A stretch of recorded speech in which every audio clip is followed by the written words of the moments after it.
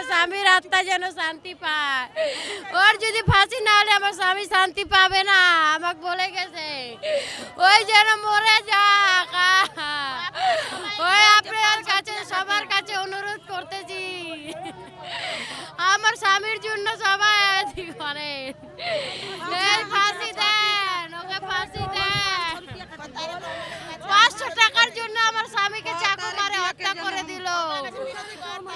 তারিক জিয়ার কাছে আমি হাত জোর করতেছি যেন ওকে ফাঁসি দেয় বকরা হিসাবে।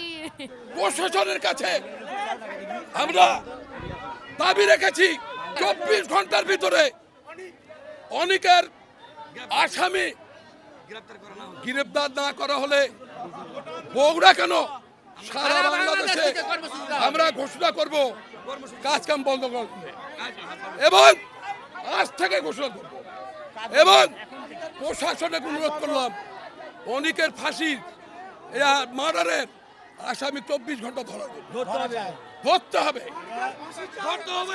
অনেকের ফাঁসি চাই। বাংলার হরিজন, বাংলার হরিজন।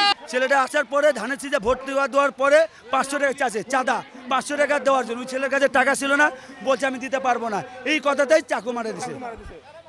এটা হলো অনেক অনেক সেউজ গাড়ির অনেক চাঁদা তুলে বাসায় বাসায় যায় হরিজন না দিলে মা অত্যাচার করে। এটা আমরা বিচার চাই, অনেকের ফাঁসি চাই, এটার সুস্থ বিচার চাই, যাতে এই ছেলেটা এরকম ভাবে আমাদের এখানে হিন্দু পরিবারকে অত্যাচার না করে। ঠিক আছে, এই অনেকে আমরা ফাঁসি চাই, ফাঁসি অনেক নেওয়া বন্ধ, আমাদের সম্পূর্ণ কামকাজ বন্ধ থাকবে। এখনো আসলে আমরা তাকে গ্রেপ্তার করতে সক্ষম হইনি, তবে তাকে গ্রেপ্তারের সর্বাত্মক চেষ্টা চলেছে। আপনারা জানেন যে এই হিসাবে তারা গত পরশুদিন তারা বাদী হয়ে তারা মামলা রুজু করে। তারা একজন তাদের একজন আসামি সহ আরও 3-4 জন অজ্ঞাত আসামির নাম দিয়ে তারা থানায় একটি মামলা রুজু করে। গতকালকে আসলে ডিসিস্ট উনি আসলে ঢাকায় মৃত্যুবরণ করেন। আমরা গ্রেপ্তারের সর্বাত্মক চেষ্টা করছি, ইনশাল্লাহ আমরা গ্রেপ্তার করব।